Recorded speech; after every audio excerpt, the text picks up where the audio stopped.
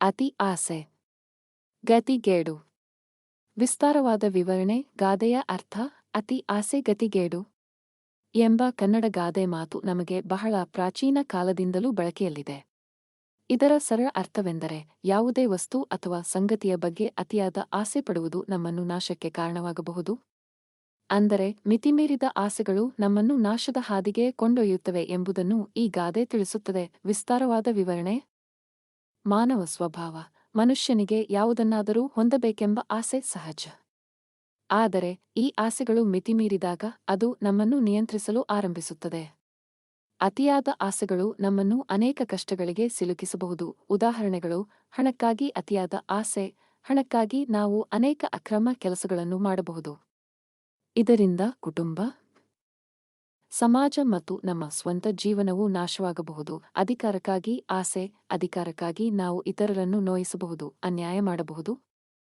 ಇದರಿಂದ ನಾವು ಮಾನಸಿಕವಾಗಿ ಕುಗ್ಗಿ ಹೋಗಬಹುದು.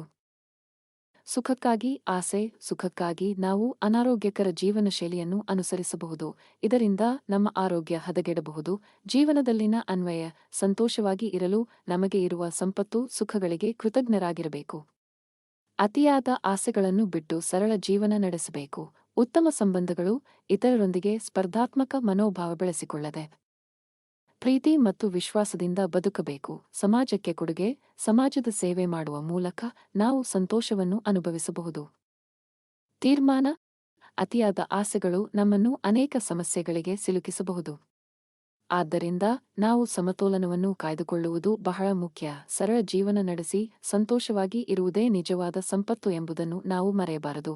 ಈ ಗಾದೆಯ ಮೂಲಕ ನಾವು ಕಲಿಯುವ ಪಾಠಗಳು: ಸಂತೋಷವು ವಸ್ತುಗಳಲ್ಲಿ ಅಲ್ಲ, ಮನಸ್ಸಿನಲ್ಲಿ ಇರುತ್ತದೆ. ಅತಿಯಾದ ಆಸೆಗಳು ನಮ್ಮನ್ನು ನಾಶಕ್ಕೆ ಕಾರಣವಾಗಬಹುದು. ಸರಳ ಜೀವನ ನಡೆಸುವುದೇ ನಿಜವಾದ ಸಂತೋಷ. ಇತರರೊಂದಿಗೆ ಸ್ಪರ್ಧಿಸುವ ಬದಲು ಸಹಕರಿಸುವುದು ಮುಖ್ಯ.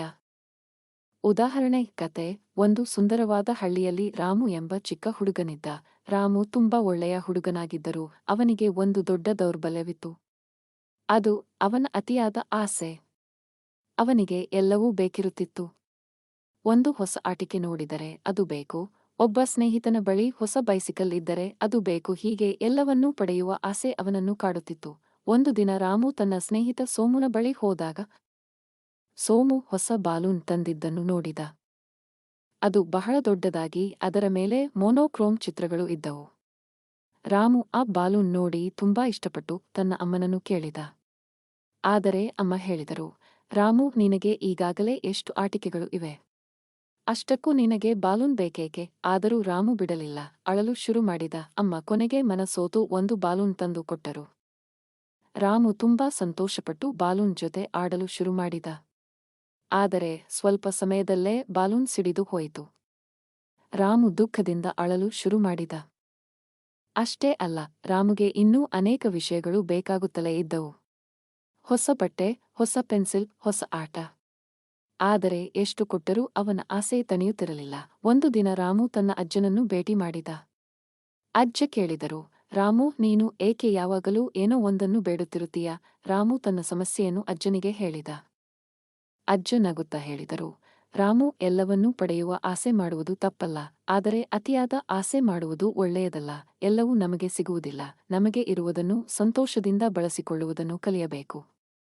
ಅತಿಯಾದ ಆಸೆ ಮಾಡಿದರೆ ನಮಗೆ ಸಂತೋಷ ಸಿಗುವುದಿಲ್ಲ, ಬದಲಾಗಿ ದುಃಖವೇ ಸಿಗುತ್ತದೆ. ರಾಮು ಅಜ್ಜನ ಮಾತನ್ನು ಚೆನ್ನಾಗಿ ಯೋಚಿಸಿದ. ಅವನಿಗೆ ತನ್ನ ತಪ್ಪು ಅರ್ಥವಾಯಿತು. ಅಂದಿನಿಂದ ರಾಮು ತನ್ನ ಆಸೆಗಳನ್ನು ನಿಯಂತ್ರಿಸಿಕೊಳ್ಳಲು ಪ್ರಯತ್ನಿಸಿದ. ಅವನಿಗೆ ಇರುವುದನ್ನು ಸಂತೋಷದಿಂದ ಬಳಸಿಕೊಳ್ಳಲು ಕಲಿತ. ಅವನು ಒಳ್ಳೆಯ ಹುಡುಗನಾಗಿ ಮಾತ್ರ ಇರಲಿಲ್ಲ, ಸಂತೋಷದ ಹುಡುಗನಾಗಿಯೂ ಬೆಳೆದ. ಈ ಕಥೆಯಿಂದ ನಾವು ಏನು ಕಲಿಯಬಹುದು? ಅತಿಯಾದ ಆಸೆ ಮಾಡುವುದು ಒಳ್ಳೆಯದಲ್ಲ. ನಮಗೆ ಇರುವುದನ್ನು ಸಂತೋಷದಿಂದ ಬಳಸಿಕೊಳ್ಳಬೇಕು. ಎಲ್ಲವೂ ನಮಗೆ ಸಿಗುವುದಿಲ್ಲ. ಸಂತೋಷವಾಗಿರಲು ಹೆಚ್ಚಿನ ವಸ್ತುಗಳು ಬೇಕಿಲ್ಲ.